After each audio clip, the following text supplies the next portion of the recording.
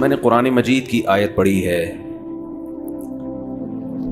اس آیت میں اللہ نے رسول اللہ صلی اللہ علیہ وسلم کو فرمایا، بلکہ حکم دیا، قل اے نبی آپ کہہ دیجئے، یا ایھا الناس اے لوگو، ساری دنیا کے سارے انسانوں، انی رسول اللہ، میں اللہ کا نمائندہ ہوں، جس نے اس کائنات کو بنایا میں اس کا سفیر ہوں، الیکم، اور اس سفیر کو اللہ نے مجھے تمہاری طرف بھیجا ہے، گاڈ کا پیغام ڈیلیور کرنے کے لیے مجھے اس نے تمہاری طرف بھیجا ہے، جمیعا، تم سب لوگوں کی طرف، کوئی ایک بھی اس سے خارج نہیں ہے۔ جب بھی کسی جگہ سے کوئی نمائندہ آتا ہے، آپ نے دیکھا ہوگا اسکول میں، مدرسوں میں، یونیورسٹیوں میں کلاس چل رہی ہوتی ہے، کوئی شخص آتا ہے، ایکسکیوز می سر، ہوتا ہے نا، تو جو ٹیچر ہے اس کی توجہ اس کی طرف جاتی ہے، جی فرمائیے سر، مجھے وسیم کباڑیے سے 2 منٹ کا کام ہے، پرنسپل صاحب نے اس کے لیے کوئی پیغام بھیجا ہے، ہوتا ہے نا، کلاس میں ایک فرد کو، اس کے لیے مجھے کوئی پرنسپل صاحب نے بھیجا ہے۔ اگر پرنسپل سے کم کوئی صاحب بھیجے تو کلاس ٹیچر غصہ کرتا ہے، تو کلاس چل رہی ہوتی ہے، میں بھی پڑھاتا ہوں بچوں کو، طلبہ کو، تو اس دوران اگر کوئی آئے اور درمیان میں ایکسکیوز می کر کے، معذرت کر کے کلاس کو روک دے اور کہے کہ مجھے فلاں سے ملنا ہے، فلاں کے لیے کوئی پیغام لے کر آیا ہوں، تو ہم کہیں گے نا بھیجا کس نے؟ اگر وہ کہتا ہے مجھے دوسری کلاس میں ایک اسٹوڈنٹ ہے اس نے بھیجا ہے، میں اس کا نمائندہ ہوں، تو آپ کو غصہ آئے گا کہ نہیں آئے گا؟ ہے بھائی، یہ کلاس ہو رہی ہے، ہم پڑھائی کر رہے ہیں، آپ سلیم کا پیغام وسیم کے لیے کیوں لے کر آ رہے ہو؟ لیکن اگر وہ یہ کہے مجھے پرنسپل صاحب نے بھیجا ہے، مجھے محتمم نے بھیجا ہے، تو آپ کو کلاس وہیں پہ اسٹاپ کرنی پڑتی ہے، کیونکہ محتمم کا یا ناظم کا یا پرنسپل کا یا ہیڈ ماسٹر کا مقام آپ کے مقام سے، بولتے کیوں نہیں، اونچا ہے۔ یہاں تک کہ پیغام لانے والا کوئی بھی ہو، یہ نہیں دیکھا جاتا پیغام لانے والا کون ہے، یہ دیکھا جاتا ہے پیغام کس کا لے کے آ رہا ہے۔ بعض دفعہ کسی بچے کے ذریعے بھی پیغام پہنچایا جاتا ہے، بچوں کے ذریعے بھی، منشی کے ذریعے بھی، چوکیدار کے ذریعے بھی۔ کیا خیال ہے بھائی؟ پھر یہ نہیں دیکھا جاتا کہ یہ چوکیدار ہے یا منشی ہے یا بچہ ہے، بھائی ہیڈ ماسٹر نے بھیجا ہے۔ عافیت اسی میں ہے کہ کلاس کو وہاں پہ روک کر پوچھا جائے کہ ہیڈ ماسٹر صاحب نے کیا پیغام بھیجا ہے۔ وہ پیغام ہمارے زمانے میں یہ ہوتا تھا کہ سب کو بغیر امتحان کے پاس کر دو، ہوتا تھا، اب پتہ نہیں کیا ہوتا ہے۔ اسکول میں ہمارے ہاں نقل ہو رہی تھی تو ہیڈ ماسٹر صاحب نے نا ہمیں خود ہی کتابیں پکڑانا شروع کر دی۔ ہمارے مدرسوں کے پیچھے لگے رہتے ہیں یہ لوگ، مدرسے ایسے مدرسے ایسے، ہم نے تو دونوں کو دیکھا ہے بھائی، اسکول کالج کو بھی دیکھا ہے، مدرسوں کو بھی دیکھا ہے، دونوں کو کمپیئر کریں گے، زمین آسمان کا فرق ہے۔ تو اسی طرح اللہ نے بھی، اچھا ایک طریقہ تو یہ ہوتا ہے کہ سفیر آئے اور ہیڈ ماسٹر کلاس ٹیچر سے کہے ایکسکیوز می سر، 2 منٹ کی میں نے بات کرنی ہے، مجھے پرنسپل صاحب نے بھیجا ہے، اور بھیجا بھی کس کی طرف ہے؟ وہ جو سلیم کباڑیا بیٹھا ہوا ہے نا گورنمنٹ اسکول میں، تو بیچارہ زیادہ تر اسی طرح کے ہوتے ہیں، اس سے بات کرنی ہے میں نے، تو بھی کلاس کو روکے گا کہ نہیں روکے گا؟ ٹیچر جا بھائی جو پیغام ہے پرنسپل صاحب کا دے کے نکل پتلی گلی سے۔ بعض دفعہ یہ ہوتا ہے کہ ہیڈ ماسٹر کی طرف سے یا پرنسپل کی طرف سے کوئی بندہ پیغام لے کر آیا، اور میسج جس کے لیے لے کر آیا ہے وہ کوئی ایک بندہ نہیں ہے، پوری کلاس کے لیے۔ اب کلاس ٹیچر کلاس روک ہی نہیں رہا، اور یہ ایکسکیوز می سر کہہ کے 1 گھنٹے سے کھڑا ہوا ہے، 1 گھنٹے کی کلاس ہوتی نہیں ہے، 15 منٹ سے کھڑا ہوا ہے، ورنہ وہ کلپ بنا دیں گے نا، وہ 1 گھنٹے کی، انہوں نے 20 گھنٹے بولا تھا، حالانکہ جہلم کا 20 گھنٹے کا سفر نہیں ہے، تو اس پہ بھی کلپ بن سکتا ہے کہ انہوں نے 1 گھنٹے کی کلاس بولی، حالانکہ سفید جھوٹ ممبر پہ بیٹھ کے 1 گھنٹے کی کلاس ہوتی نہیں، یہ جھوٹے لوگ ہیں، مفتی جھوٹے ہوتے ہیں، اس لیے بہت احتیاط سے میں مثالیں بھی دیتا ہوں۔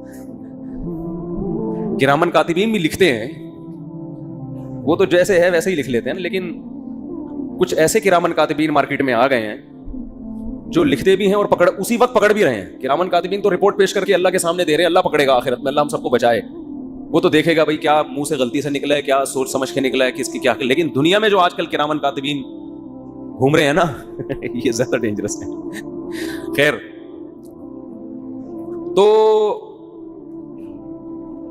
میرا خیال ہے 40 منٹ کی, ہمارے ہاں تو 45 منٹ کی کلاس ہوتی ہے جی, 45 منٹ کی, ہمارے یہاں 45 منٹ کی ہوتی ہے. تو ہم اپنے ہاں کی مثال دے رہے ہیں نا. اب جو نمائندہ آیا پرنسپل صاحب کی طرف سے, اس نمائندے نے ٹیچر کو کہا کہ مجھے پرنسپل ایکسکیوز می کر کے کھڑا ہوا ہے آدھے گھنٹے سے, اور ٹیچر لفٹ ہی نہیں کرا رہا اس کو. تو درمیان میں بول پڑے گا, سر مجھے پرنسپل صاحب نے بھیجا ہے. بولے گا نا درمیان میں کہ آپ, میں گھنٹے سے کھڑا ہوا ہوں, آپ کوئی میری طرف توجہ ہی نہیں دے رہے. تو پرنسپل کا لفظ سنتے ہی ٹیچر کے کان کھڑے ہو جائیں گے, بھائی ہم تو سمجھ رہے تھے کسی دوسری کلاس سے آیا.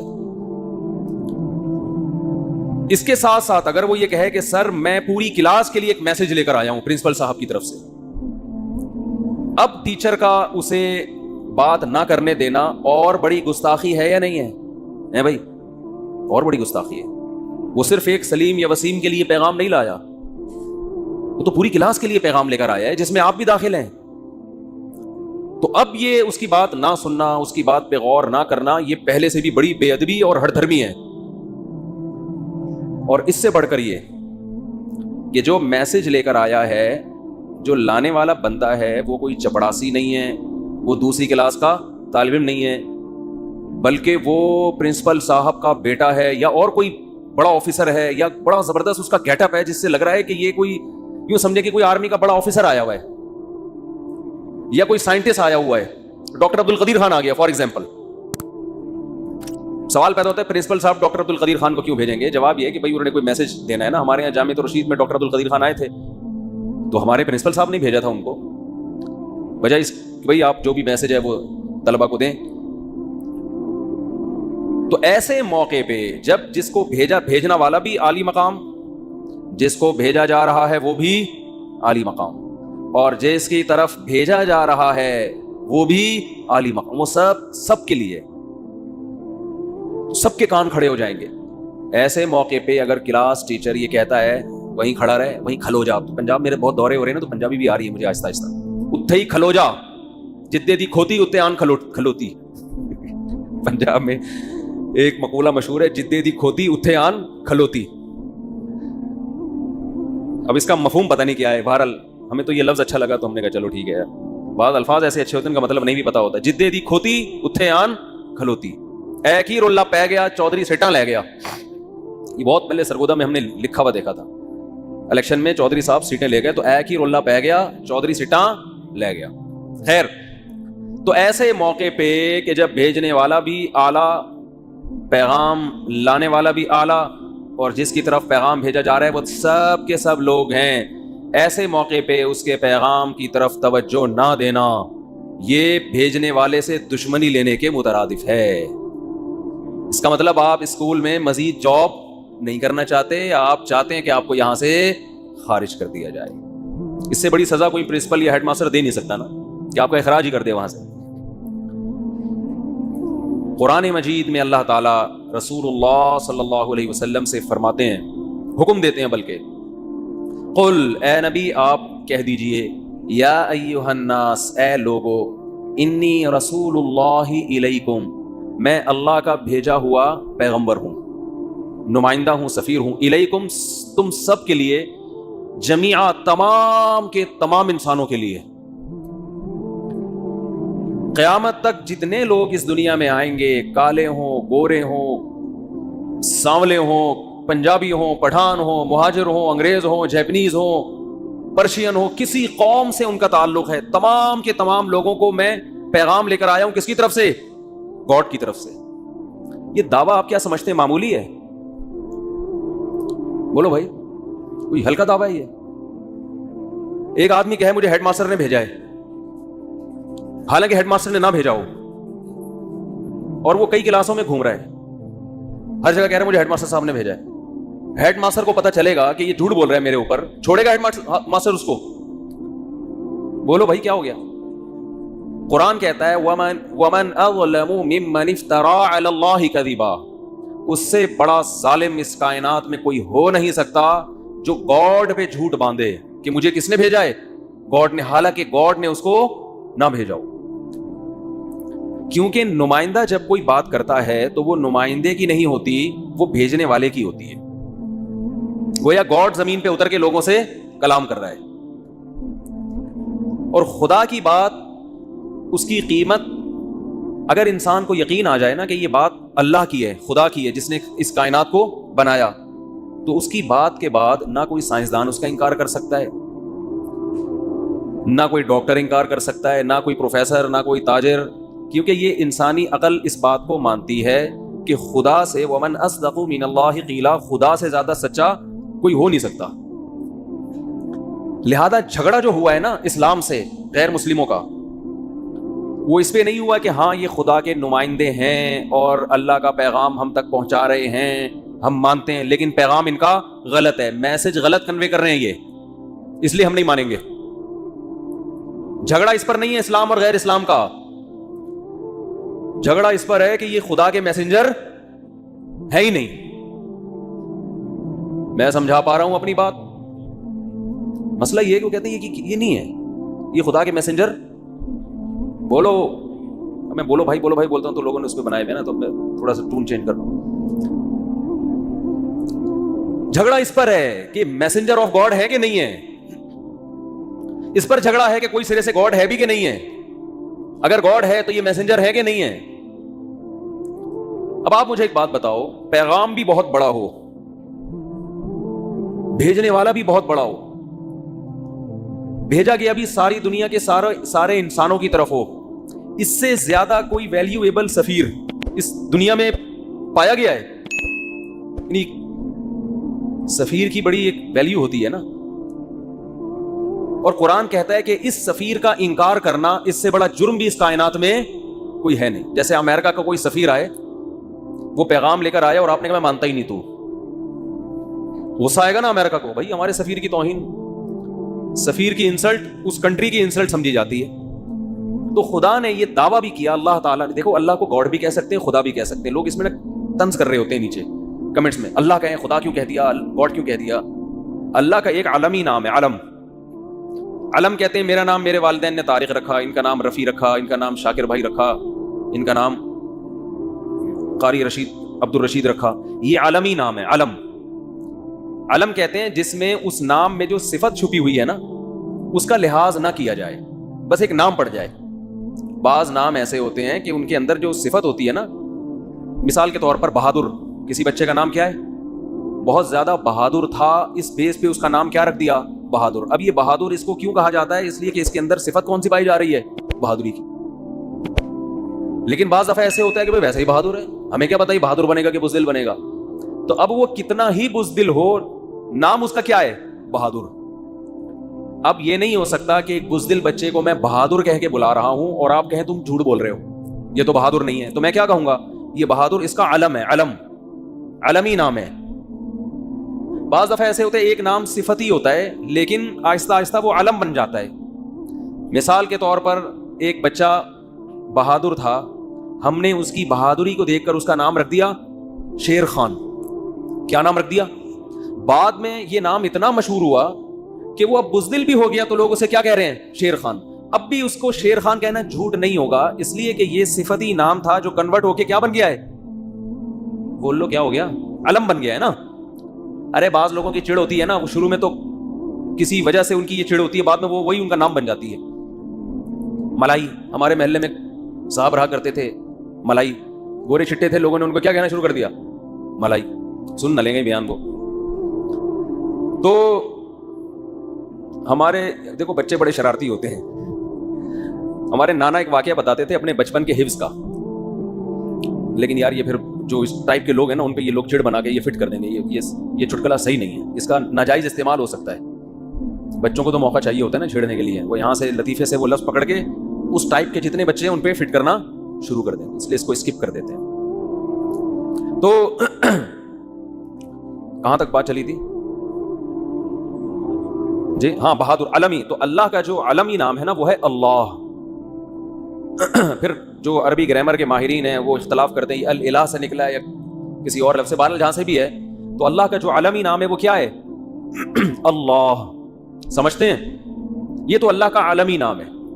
باقی صفاتی نام ہے، الرحمن، الرحیم، کریم، رؤوف، غفار، ستار، ذو انتقام. یہ سارے نام کیا ہیں؟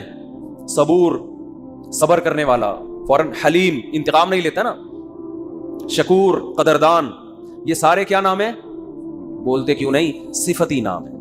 اللہ کے اندر یہ صفات پائی جاتی ہے. تو صفتی نام کے لیے ضروری نہیں ہے کہ وہ عربی میں ہی ہو، وہ اردو میں بھی ہو سکتا ہے، انگلش میں بھی ہو سکتا ہے، فارسی میں بھی ہو سکتا ہے. سمجھتے ہیں؟ کسی بھی زبان میں اللہ کی کسی صفت کو ہائی لائٹ کیا جا سکتا ہے. ایک بات. دوسری بات یہ، لوگ یہ اعتراض کرتے ہیں کہ خدا اصل میں اس کا یہ مطلب تھا، فارسی کا یہ لفظ ہے اور وہ غلط مطلب تھا، تو آپ اس کو آج اللہ پہ فٹ کیوں کر رہے ہو؟ بھائی تھا، اب نہیں ہے. آپ خود ہی کہہ رہے ہیں کہ یہ مطلب. بعض الفاظ جب وضع کیے جاتے ہیں تو ان کا مطلب غلط ہوتا ہے، لیکن جب وہ کامن ہو جاتے ہیں نا، تو اب جو مطلب لوگ لے رہے ہیں وہی مطلب لیا جائے گا. یہ نہیں دیکھا جائے گا کہ جب یہ لفظ ایجاد ہوا تھا تو اس کا کیا مفہوم تھا. وہ تھا، اب نہیں ہے. بہت مشکل ہے، بہت مشکل ہے. گاڈ کا جو بھی مطلب ہو، ہمیں سے بحث نہیں ہے، وہ تھا. اب جب بھی گاڈ کہتے ہیں تو کس کی طرف توجہ جاتی ہے؟ کائنات کو بنانے والا، کریٹر. بس خدا کو، معبود کو کہتے ہیں جس کی عبادت کی جائے، جو کائنات کو بنانے والا ہے. اب تھا واضح نہیں بحث کرنی، ہمیں جو مرضی تھا. وہ ٹائی کے بارے میں کہتے ہیں نا، یہ صلیب کا نشان تھا بھائی، اب نہیں ہے. تھا، ہمیں کیا؟ اب اگر ہوتا تو ہم ٹائی کو حرام کہتے. ارے کوٹ ٹائی پہن کے جاتے ہیں نا لوگ، بچے اسکول جا رہے ہوتے ہیں، صاحب دفتر جا رہے ہوتے ہیں ٹائی پہن کے، تو اس پہ بعض حضرات یہ کہتے ہیں کہ تو کتابوں سے ثابت کرتے ہیں کہ یہ گورے نے صلیب کے طور، پہلے صلیب لٹکاتے تھے نا، تو صلیب ہوتے ہوتے ٹائی بن گئی، تو یہ اصل میں یوں تھا. مجھے نہیں پتا یہ تحقیق صحیح ہے یا نہیں ہے. جو چیزیں غیر ضروری ہوتی ہیں میں ان میں تحقیق کرتا ہی نہیں ہوں، میری عادت نہیں ہے. ٹائم بچاؤ بھائی، جو مفید کاموں میں ٹائم لگاؤ. اگر ہم اس تحقیق کو صحیح مان لیں کہ یہ واقعی صلیب کا نشان تھا تو تھا نا، اب تھوڑی ہے.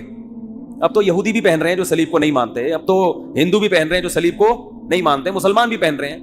زیادہ سے زیادہ یہ کہہ سکتے ہیں کہ یہ مسلمانوں کا، کہ علماء کا کلچر نہیں ہے، مذہبی لوگوں کا کلچر نہیں ہے. تو اس لیے بہتر یہی ہے کہ وہ لباس پہنا جائے جو اس قوم کے علماء پہنتے ہیں. یہ بہتر ہے، فرض واجب نہیں ہے. لیکن نہ عیسائیوں سے مشابہت ہے اس میں، اور نہ صلیب سے کوئی مشابہت ہے. جو کچھ تھا تھا، اب نہیں ہے. کسی کی توجہ بھی نہیں جاتی اب اس طرف کہ کوئی صلیب لٹکا کے گھوم رہا ہے گلے میں. سمجھتے ہو؟ تو اس لیے کمنٹس میں لوگ بار بار لکھ رہے ہوتے ہیں آپ اللہ کا لفظ کیوں نہیں استعمال کرتے، گاڈ کیوں کہتے ہو، خدا کیوں کہتے ہو. تو اتنا زیادہ پہلے ہی دنیا میں بڑے بڑے ٹینشنیں ہیں بھائی، اور کیوں اپنے لیے ٹینشنیں بڑھا. بہتر تو یہی ہے کہ اللہ کے لیے سب سے اچھا لفظ کون سا ہے؟ اللہ. بہتر تو یہی ہے. لیکن کوئی دوسرا بھی استعمال کر لے، کوئی گورنمنٹ کی طرف سے پابندی نہیں ہے.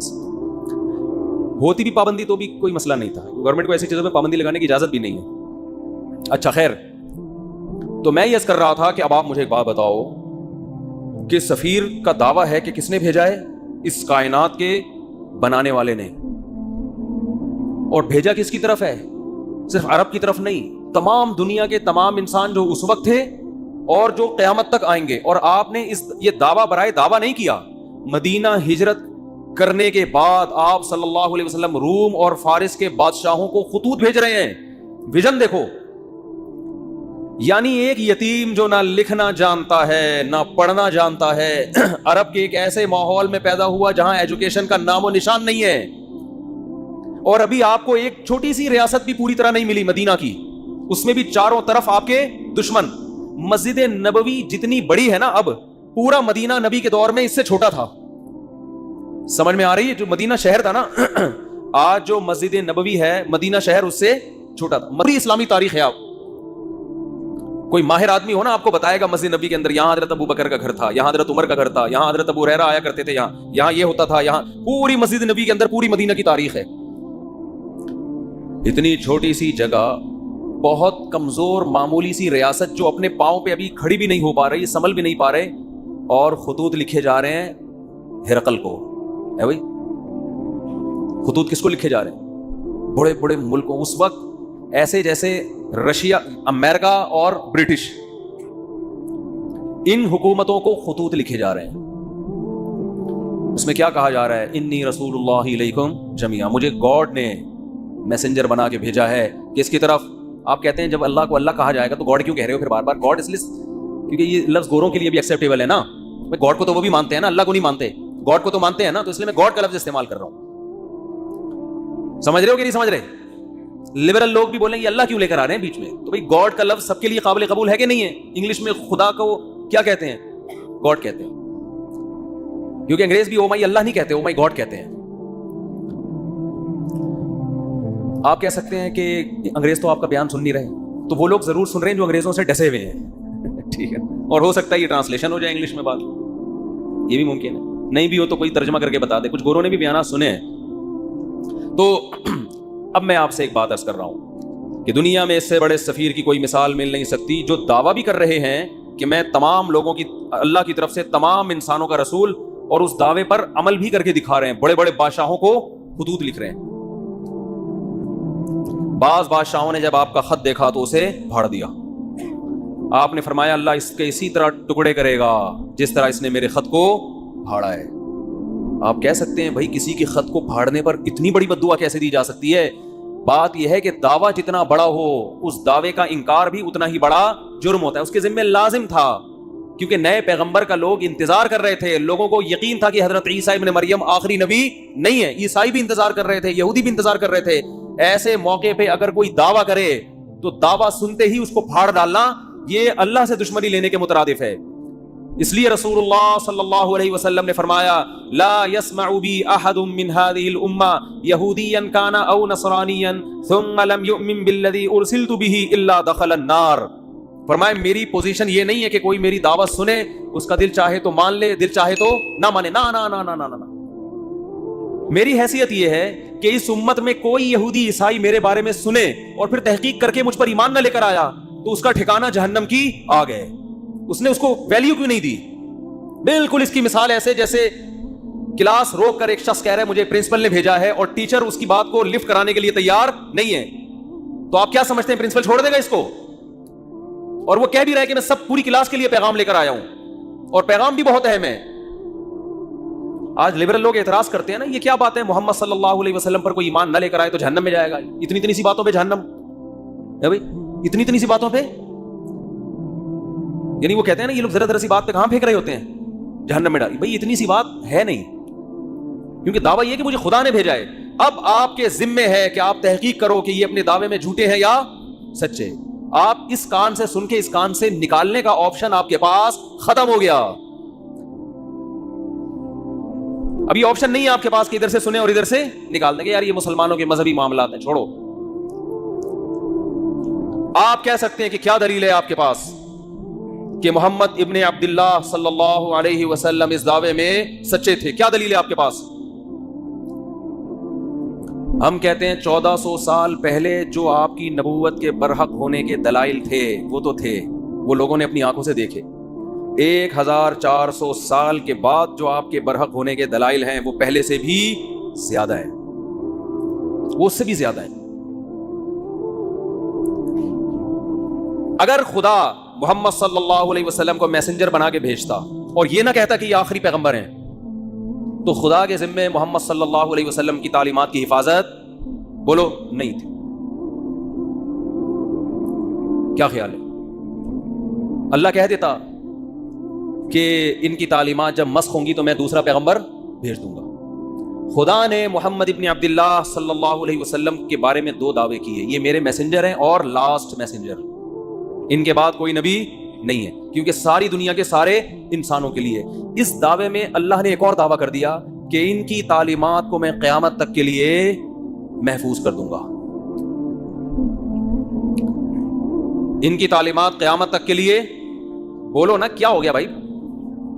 وہاں میں پشاور میں بیان کر رہا تھا، ایسا بول رہے تھے لوگ یار، چپ کرانا، سرگودا میں بیان ہوا، چپ کرانا مشکل ہو گیا، لوگ چپ ہی نہیں ہو رہے تھے۔ وہاں کہنا پڑ رہا تھا مجھے بھی بولنے دو گے کہ نہیں دو گے؟ بول، پنجاب لسی پائے، کراچی میں چائے، چائے کے اثرات ہیں۔ سوچتا بہت ہے آدمی، چائے پی کے بولتا نہیں ہے، سوچتا رہتا، جہاں بولنے کا موقع ہوتا ہے وہاں بھی کیا کر رہا ہوتا ہے؟ سوچ رہا ہوتا ہے۔ اتنی اچھی صحت رہی ہے نا، میرا 2 ہفتے کا دورہ ہوا کے پی کے پنجاب، ایسی ایک چھینک بھی نہیں آئی، پھر کراچی اتر کے چھینکیں شروع۔ تو اللہ کے ذمے تھا کہ محمد صلی اللہ علیہ وسلم کی تعلیمات کی حفاظت کرتے۔ یہ حفاظت خود اس کی دلیل ہے کہ محمد صلی اللہ علیہ وسلم لاسٹ میسنجر آف گاڈ ہیں. ورنہ کسی یتیم جو نہ لکھنا جانتا ہو نہ پڑھنا جانتا ہو, وہ اس کی تعلیمات کی اللہ کی قسم اسباب کی دنیا میں ایسی حفاظت کا انتظام اس زمانے میں تو ممکن ہی نہیں تھا, ناممکن. اور اس زمانے میں بھی اتنا پروٹوکول ملنا کسی کو ممکن نہیں ہے. ہمارے نبی صلی اللہ علیہ وسلم کی جو سیرت ہے اس کے دو پہلو ہیں, خوب غور سے سنیں. دو پہلو ہیں آپ کی سیرت کے. ایک پہلو وہ ہے جس میں آپ خدا کی طرف سے کوئی میسج دے رہے ہیں کہ یہ الاؤڈ ہے اور یہ ناٹ الاؤڈ. خدا ان کاموں سے خوش ہوتا ہے اور ان کاموں سے ناراض ہوتا ہے. کہنے میں کیا جا رہا ہے؟ خدا ان کاموں سے خوش ہوتا ہے اور ان کاموں سے ناراض. جب کوئی کہے بولو تو خدا نہ بولنے سے ناراض ہوتا ہے, یہ بھی ایک ہے نا. ان کاموں سے اللہ خوش ہوگا اور ان کاموں سے اللہ ناراض ہوگا. ہمارے بچے بھی میری نقلیں اتار رہے ہیں یوں کر کے. میں گھر گیا, میری بچی یوں کر رہی, ابو ایسے بیان کرتے ہیں. جس گھر میں بچے نہیں ہیں نا وہ گھر نہیں ہے, ہوٹل ہے. پتہ نہیں کس فطرت کے خلاف زندگی پہ تمہیں لوگوں نے, فیملی پلاننگ والوں نے ڈال دیا. اللہ کا شکر ہے میں مولوی ہوں الحمدللہ. میں ان نظریات سے پہلے دن سے متاثر ہی نہیں ہوا, اس لیے شادیاں بھی کر لیں, بچے بھی پیدا ہو گئے الحمدللہ. گھر جاتے ہیں خوشیاں ملتی ہیں, اللہ اور خوشیاں نصیب کرے. میں تو اپنے بچوں کو دیکھ کے کہتا ہوں یار ان سے ہمیں محروم کر رہے تھے. یہ جس کے پاس وحی کی تعلیم نہیں ہے نا, خدا کی قسم خود بھی گمراہ ہے, دوسروں کو بھی گمراہ کرے گا. یہ نعمت ہے خدا کی بچے, یہ کوئی ٹینشن نہیں ہے. ان کو ٹینشن بنا کے پیش کر دیا ہے. نہ توکل, نہ گھروں میں آبادی, بڑھاپے میں اور عذاب. کہ میں آپ سے عرض کر رہا تھا محمد صلی اللہ علیہ وسلم کی تعلیمات دو قسم کی ہیں. جلدی سے بات کو سمیٹ رہا ہوں میں. ایک وہ تعلیمات جو اصل ہیں جس کے لیے آپ صلی اللہ علیہ وسلم کو بھیجا گیا, حکم دیا گیا کہ آپ بتا دیں کہ ان باتوں سے خدا خوش ہوتا ہے اور ان باتوں سے خدا ناراض ہوتا ہے. یہ اصل ہے جس کے لیے آپ کو بھیجا گیا. اور سیرت کا ایک پہلو وہ ہے جس کا جو اصل نہیں ہے, اس کا تعلق آپ کی ذاتیات سے ہے. کوئی سفیر جب آپ کے پاس آتا ہے پیغام لے کر, تو آپ کو دلچسپی ہوتی ہے کہ اس کا گیٹ اپ کیسا تھا. جو بھی مشہور شخصیات ہوتی ہیں نا, لوگ ان کو دیکھنا چاہتے ہیں, ان کے بارے میں پوچھتے ہیں. میں جب تک ویڈیو پہ نہیں آتا تھا لوگ پوچھتے تھے کیسے ہیں بھائی مفتی صاحب, موٹے ہیں, پتلے ہیں, لمبے ہیں, ٹھگنے ہیں, کیا ہیں, لوگ پوچھتے تھے میرے بارے میں. ہم شکر ہے اس وقت ویڈیو نہیں بناتے تھے کیونکہ ہم بہت باریک تھے. آواز جاندار رکھی ہوئی تھی, باڈی باریک. تو لوگ مجھے کہتے تھے جیسی آپ کی آواز ہے آپ خود بھی ویسے ہی. میں کہتا نہیں, تسمع بالمعید خیر من ان تراہ, مجھے دیکھنے سے بہتر ہے سننے پر اکتفا کرو. تو شکر ہے 2013 میں حج کر کے آیا تو کچھ گزارا ہو گیا. تو انسان کو جس سے محبت ہوتی ہے اس کے گیٹ اپ کو بھی جاننے کی کوشش بولو کرتا ہے. ہمارے نبی صلی اللہ علیہ وسلم کا گیٹ اپ کیسا تھا, اس کا براہ راست اسلام سے کوئی تعلق نہیں. اس مقصد کے لیے اللہ نے بھیجا نہیں ہے. یہ وہ احکام ہیں جو نسبتاً کم ویلیو رکھتے ہیں. ایک تو ہے نا آرڈر, یہ کرو یہ نہ کرو, یہ تو اصل ہے نا جس کے لیے سفیر کو بھیجا جائے. اللہ نے آپ صلی اللہ علیہ وسلم کی سیرت کا وہ پہلو جس کی ویلیو نسبتاً کم ہے اس کی ایسی حفاظت کی ہے, یہ بتانے کے لیے کہ جو اصل تھا اس کی کیسی حفاظت کی ہوگی. آج محمد ابن عبداللہ صلی اللہ علیہ وسلم کے بارے میں کوئی ایک حرف اگر کہتا ہے تو اس کا یہ دعویٰ دلیل کے بغیر قبول بولو نہیں ہے. میں ایک مثال پیش کرتا ہوں. امام ترمذی امام بخاری کے شاگرد ہیں. اللہ کے سفیر محمد ابن عبداللہ صلی اللہ علیہ وسلم کے بارے میں امام ترمذی نے دعویٰ کیا کہ محمد صلی اللہ علیہ وسلم کا گیٹ اپ ایسا تھا. پورا گیٹ اپ نہیں بیان کیا جا رہا, صرف اتنا کہ آپ کے سامنے کے جو دو دانت تھے ان کے درمیان میں خلا تھا, تھوڑا سا ڈسٹینس تھا, تھوڑا سا بول لو فاصلہ تھا. یہ کتنی معمولی سی بات ہے. اگر کوئی سفیر آپ کے پاس پیغام لے کر آیا ہے, آپ کسی سے پوچھ رہے ہیں اس کے سامنے کے دانتوں میں خلا تھا یا نہیں تھا, ہے بھائی بہت ہی بھائی تھا یا نہیں تھا تو کیا کرنا ہے اس سے. لیکن امام ترمذی یہ بات بیان کر رہے ہیں. لیکن امام ترمذی کو پتا ہے یہ اتنا بڑا دعویٰ کر رہا ہوں میں کہ جس شخصیت کی بات ہو رہی ہے نا, ان کا یہ دعویٰ ہے کہ مجھے خدا نے انسانوں کی طرف پیغمبر بنا کے بھیجا ہے. امام ترمذی کو یہ بات معلوم ہے کہ میں نے اگر دعویٰ کر دیا کان النبی صلی اللہ علیہ وسلم افلج الثنیتین, کہ نبی کے دو دانتوں کے درمیان میں خلا تھا, یہ دعویٰ کر دیا, یہ امت مجھے چھوڑے گی نہیں. کہ کہاں سے تمہیں پتا چلا؟ آپ مورخین سے پوچھ نہیں سکتے کہ آپ کو کیسے پتا چلا, وہ اپنے لکھ رہے ہوتے ہیں بس. اور اگر وہ دلیل بھی پیش کرتے ہیں تو وہ دلیل اتنی مضبوط نہیں ہوتی. اتنی سی بات کو بیان کرنے کے لیے امام ترمذی سند لے کر آئیں گے. حدثنا عبداللہ ابن عبد الرحمن امام ترمذی کہتے ہیں مجھ سے عبداللہ ابن عبد الرحمن نے بیان کیا. وہ عبداللہ جو عبد الرحمن کے بیٹے ہیں. عبداللہ ابن عبد الرحمن کو کیسے پتا چلا کہ نبی کے دو دانتوں کے درمیان خلا تھا بھائی؟ انہوں نے تو نبی صلی اللہ علیہ وسلم کو دیکھا نہیں.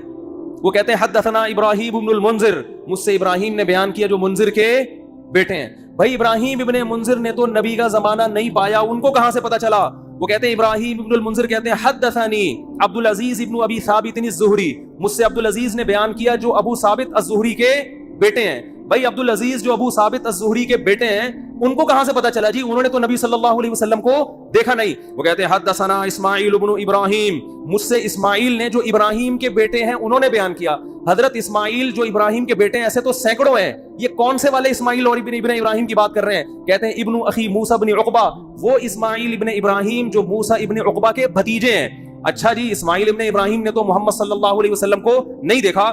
امام ترمذی آپ کیسے دعویٰ کر رہے ہیں کہ محمد صلی اللہ علیہ وسلم کے دانتوں کے درمیان میں خلا تھا؟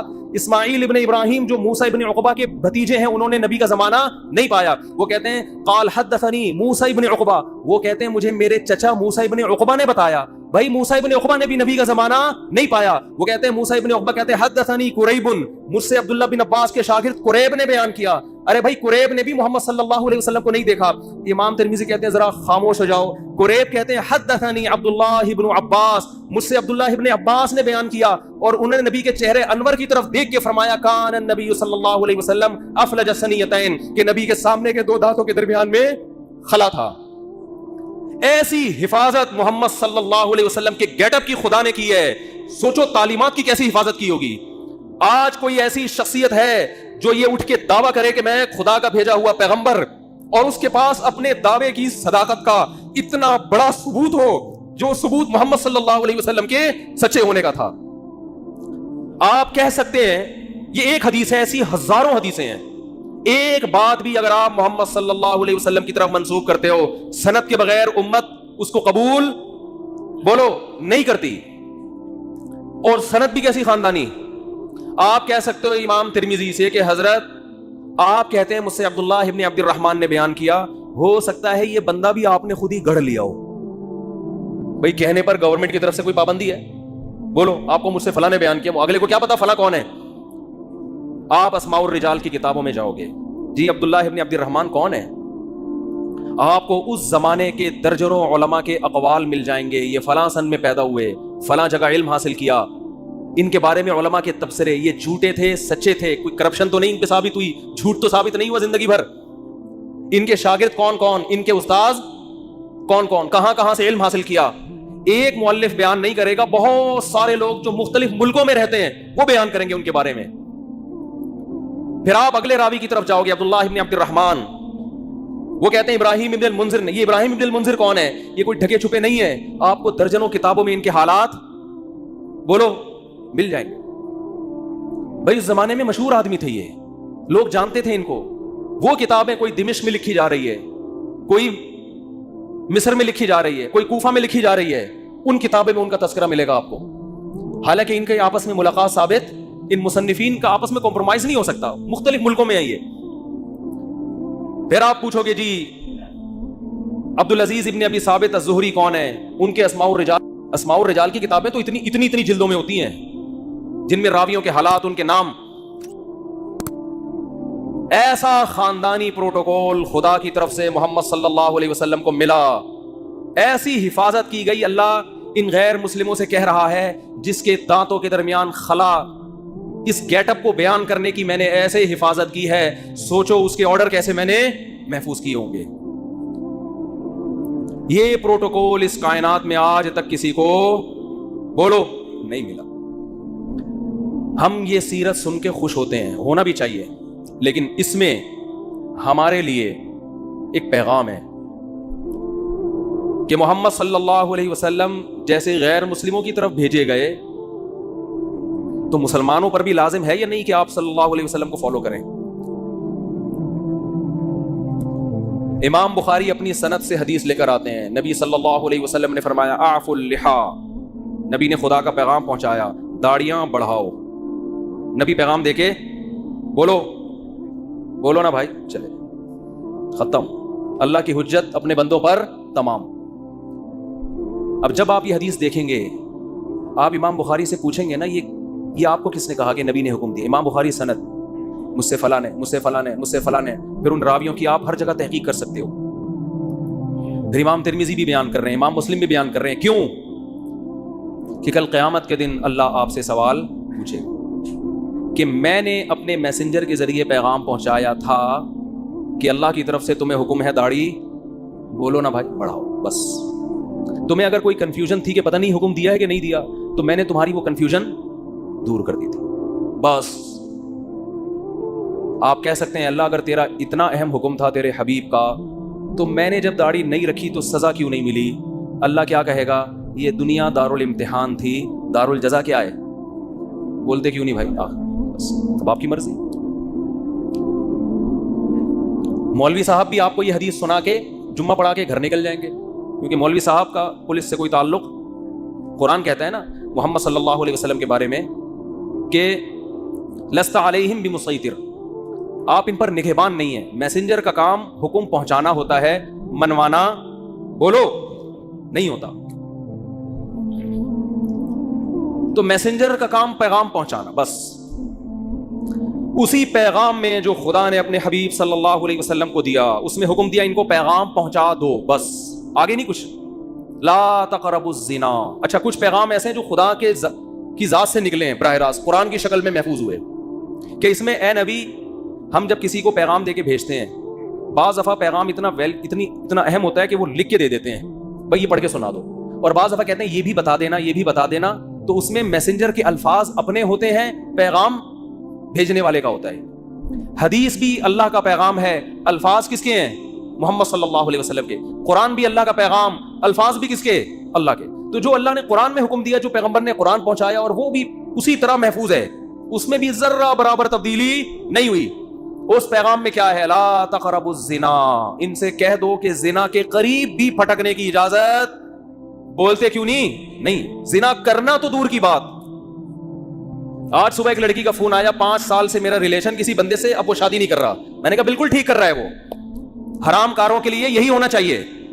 جب اس نے حرام مزے لے لیے تو وہ کیوں بیوی بنائے گا بھائی؟ کیوں بیوی بنائے گا وہ؟ اس کو حرام چسکے لگ گئے نا. رو رہی ہے، اس کو منع ہے. میں نے کہا میں کیوں سمجھاؤں اس کو؟ خدا نے مرد اور عورت کو نکاح کے علاوہ کسی بھی راستے سے قریب جانے کی اجازت بولو نہیں دی ہے. محمد صلی اللہ علیہ وسلم جو گاڈ کا پیغام لے کر آئے، دیکھو غیر مسلم زنا کر سکتا ہے، کرے وہ کہہ رہا ہے میں نہیں مانتا محمد صلی اللہ علیہ وسلم کو، اس پہ خدا خود ہی نمٹ لے گا قیامت کے دن. مسلمان کے پاس نبی کے حکم کے سامنے نو کا آپشن نہیں ہے. محمد صلی اللہ علیہ وسلم جو پیغام لے کر آئے گاڈ کی طرف سے، اس میں یہ تھا کہ تمہیں 5 ٹائم اللہ کے گھر میں جمع ہو کے میری عبادت کرنی، اور عبادت کا طریقہ بھی بتا دیا. اس میں فجر کی نماز بھی، ظہر کی نماز بھی، عصر بھی، مغرب بھی اور عشاء بھی. آپ نماز کے لیے آ جائیں، آپ کی مرضی، نہ آئیں، کوئی مولانا صاحب پولیس لے کے آپ کے گھر نہیں پہنچیں گے. اس سے اس خوش فہمی میں نہ رہیں کہ نماز آپشنل ہے. نہ نہ نہ نہ. اللہ نے محمد صلی اللہ علیہ وسلم کو اپنا سفیر بنایا، اور آپ کی نبوت پہ سینکڑوں دلائل قائم کر کے بتا دیے کہ تمہارے اوپر میری حجت تمام ہو چکی ہے. تم آؤ نہ آؤ تمہاری مرضی. کل قیامت کے دن جب میں انتقام لوں گا تو تم یہ نہیں کہہ سکو گے کہ اللہ معاذ اللہ نقل کفر، محمد صلی اللہ علیہ وسلم کی نبوت صحیح نہیں تھی، یا اللہ مجھے یقین نہیں تھا کہ محمد صلی اللہ علیہ وسلم نے 5 نمازوں کا حکم دیا بھی ہے کہ نہیں دیا. تو یہ حجت اللہ کی بندوں پہ تمام ہو چکی ہے. اللہ نے محمد صلی اللہ علیہ وسلم پر جو کلام نازل کر کے ہم تک پہنچایا، اور محمد صلی اللہ علیہ وسلم کے ذریعے جو بندوں کو اپنا میسج پہنچایا، اس میسج میں شراب لیگل ہے یا انلیگل ہے؟ بولو انلیگل. آپ کو شراب کے قریب جانے کی اجازت نہیں ہے. خدا نے جو اپنا پیغام محمد صلی اللہ علیہ وسلم کے ذریعے ہم تک پہنچایا، اور پوری سندوں کے ساتھ، اور قرآن تو سند کا محتاج ہی نہیں ہے، اس قرآن میں ہمیں حکم دیا گیا کہ بہن کی وراثت آپ کو کھانے کی اجازت. بولتے کیوں نہیں؟ بعض گاؤں دیہاتوں میں بیان کرتا ہوں نا، لوگ بڑے خوش ہو رہے ہوتے ہیں جہاں بہن کی وراثت کی بات ہے. میں دیکھ رہا ہوتا ہوں لوگوں کے چہرے کی ہوائیاں، ایک نعرہ آتا ہے ماشاءاللہ ماشاءاللہ، لگ رہا ہوتا ہے اس کے ابا بھی مرے ہی نہیں ہیں. بہت سے دیہاتی علاقوں میں پوری زمینیں کھا جاتے ہیں بہنوں کو، بولو نہیں دے. ہمارے نبی نے جو ہمیں پیغام پہنچایا نا خدا کا، اس پیغام میں یہ بھی ہے کہ باپ کے مرنے کے بعد بڑا بھائی چھوٹے بھائی کی وراثت بولو نا, نہیں کھا سکتے. اور باپ کے کاروبار پہ قبضہ نہیں کر سکتے, چاہے وہ باپ کی زندگی میں وہ کاروبار خود ہی چلا رہا ہو. یہ غریبی ہے. ابا کی زندگی میں جو آپ ابا کے کاروبار کو پروموٹ کرتے ہو, یہ ابا کی خدمت کہلائے گی. اس کی وجہ سے آپ کی کاروبار میں شرکت نہیں ہوگی. وراثت میں سب کو دینا پڑے گا. آپ یہ نہیں کہہ سکتے میں نے یہ گٹکے کی دکان کو یہاں تک پہنچایا ہے, تو اپنی دکان پہنچاتے ہیں نا, ابا کی پہنچاؤ گے تو ابا کا کاروبار بڑھ رہا ہے, اس میں ثواب ملے گا. لوگ آتے ہیں کہ ایک صاحب کہنے لگے میں نے ابا کے کاروبار کو یہاں سے اٹھا کے وہاں پہنچایا, مجھے ابا کے بعد کیا ملے گا؟ میں نے کہا ثواب ملے گا, اس پہ بہت زیادہ ملے گا. صرف ثواب؟ میں نے کہا بہت زیادہ ثواب ملے گا, اس کے علاوہ کچھ بھی نہیں ملے گا. یہ ابا کا بزنس ہے بھائی. ابا کی گائے آپ خدمت کر کے, یہ جمعے کے بعد اعلان کروں گا, ابا کی گائے کی خدمت کر کے اس کے 2 بچے ہو گئے گائے کے, تو یہ کس کے بچے کہلائیں گے؟ گائے کے بچے. اور گائے کس کی ہے؟ ابا کی. تو ابا کی ہوں گے نا, آپ کے تھوڑی ہو جائیں گے. یہ بڑھوتری جب ہوتی ہے تو جس کی چیز ہو اسی میں بڑھوتری ہوگی. آپ وسیم بھائی کو کھلا کے آپ نے ڈبل کر دیا وسیم بھائی, تو وہ وسیم بھائی آدھے آپ کے تھوڑی ہو جائیں گے کہ جی میرے کھلائے ہوئے کی وجہ سے ڈبل ہو گئے, لہذا آدھے میرے آدھے آپ اپنے ہیں. بھائی جس چیز میں گروتھ ہوتی ہے تو وہ وہی چیز کہلاتی ہے. سمجھتے ہو؟ سمجھتے سب ہیں. ہاں ایک صاحب کیا کریں یار, مثالیں اتنی ہیں, چھوڑو وقت بھی پورا ہو گیا ہے. تو بھائی یہ جو خدا کے پیغامات ہم تک آئے ہیں نا, اللہ کے پیغامات, ان پیغامات میں کچھ تو آپشنل ہیں, کچھ تو اللہ نے خود ہی اختیار دے دیا. تہجد پڑھو, نہیں پڑھو ٹھیک ہے, پڑھ لو گے اچھی بات ہے, نہیں پڑھو تو ضروری نہیں. اشراق پڑھ لو اچھی بات ہے, نہیں پڑھو تو کچھ غریبیاں بھی رکھی ہیں اللہ نے, وہ تمہاری مرضی. لیکن کچھ ایسے ہیں جس میں جو حلال و حرام سے جن کا تعلق ہے. داڑھی رکھنا ضروری ہے, اور بہنوں کی وراثت ان کے حوالے کرنا ضروری ہے. بڑے بھائی کے لیے چھوٹے یتیم بچوں کا مال, بلکہ جو حمل ہے نا ماں کے پیٹ میں, اس کا بھی وراثت میں اتنا ہی حصہ ہے جتنا زندوں کا اور بڑوں کا حصہ ہے. 1 دن کے حمل کا وہی حصہ ہے جو بال بچوں والے آدمی کا حصہ ہے. اس حمل کو بھی ماں کو گرانے کی اجازت نہیں ہے. تو یہ خدا کے احکامات ہیں جن میں اللہ نے 2 اور 2 4 کی طرح اپنے دین کو واضح کر دیا ہے. اور اللہ فرماتے ہیں وَلَا تَحْسَبَنَّ اللَّهَ غَافِلًا عَمَّا يَعْمَلُ الظَّالِمُونَ, ظالم جو کچھ کر رہا ہے اللہ کو اس سے غافل نہ سمجھو, کیونکہ یہ دنیا دار الامتحان ہے, دار الجزا نہیں ہے. جزا آخرت میں ہوگی. اللہ مجھے بھی محمد صلی اللہ علیہ وسلم پر حقیقی ایمان نصیب کرے, آپ صلی اللہ علیہ وسلم سے محبت نصیب کرے, اور اللہ ہمیں آپ صلی اللہ علیہ وسلم کی تعلیمات کو فالو کرنے کی توفیق عطا فرمائے. وما علینا الا البلاغ.